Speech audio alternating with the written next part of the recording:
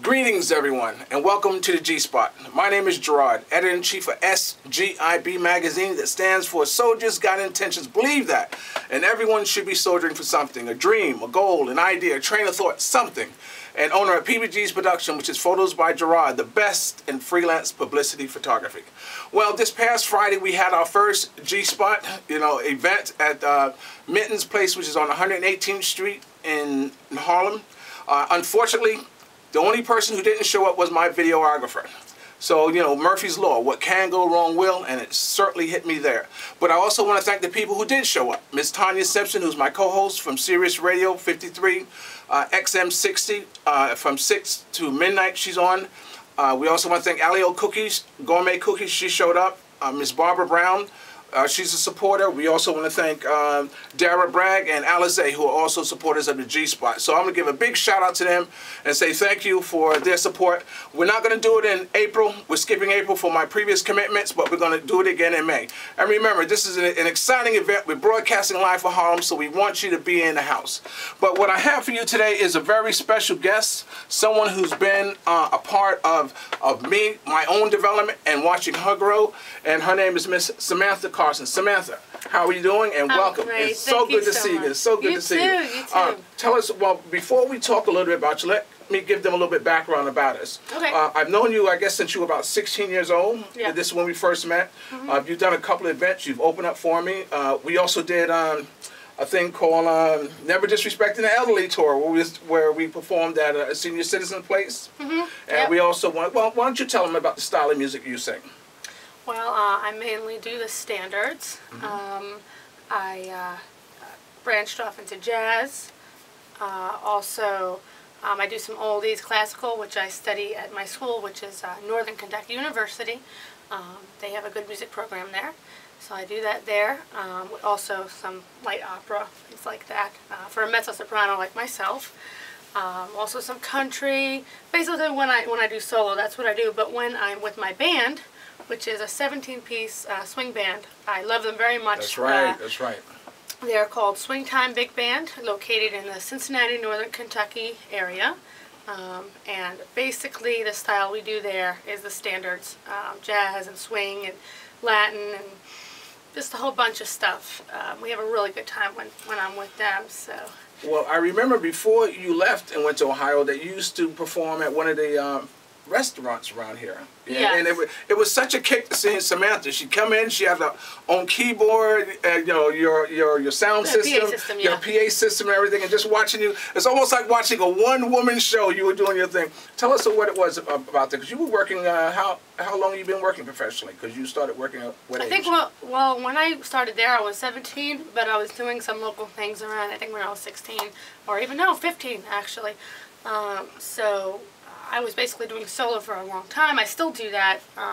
Right now I do a once-a-month wine tasting at this place close by where I live, where I do that, and some other local cafes and stuff like that. But and that was a lot of fun, doing that.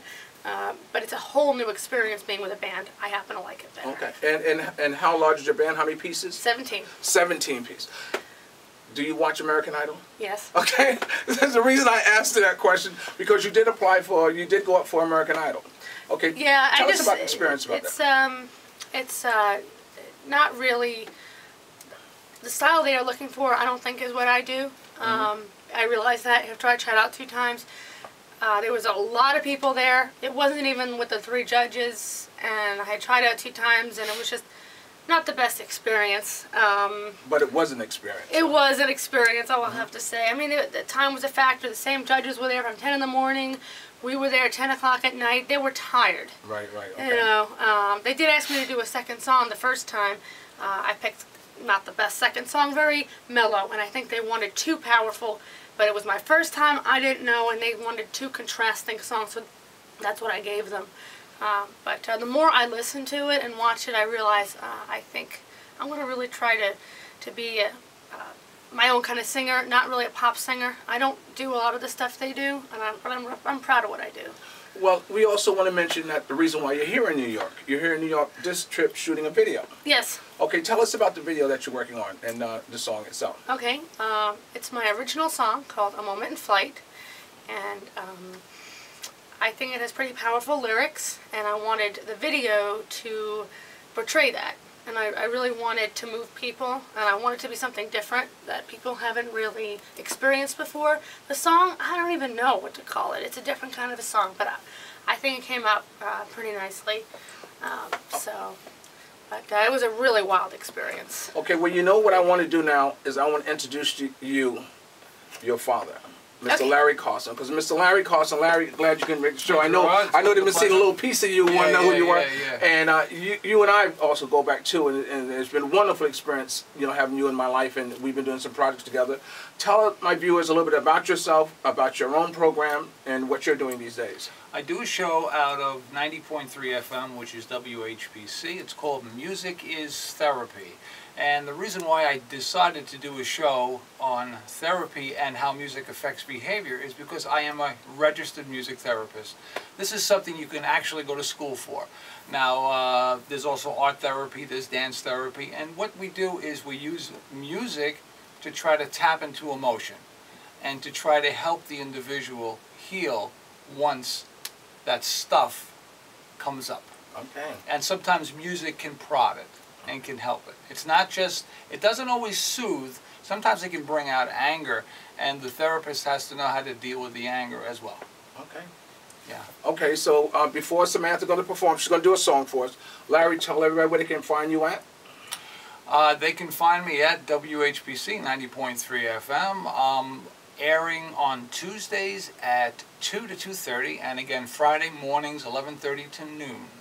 Okay, and Samantha, where can they find you at? On the internet? Are you on the internet? Yes, okay. I am. You just go to myspace.com/Samantha Carlson1, as in the number, and I will have some of my music on there, as well as where I'll be performing, and biography about myself.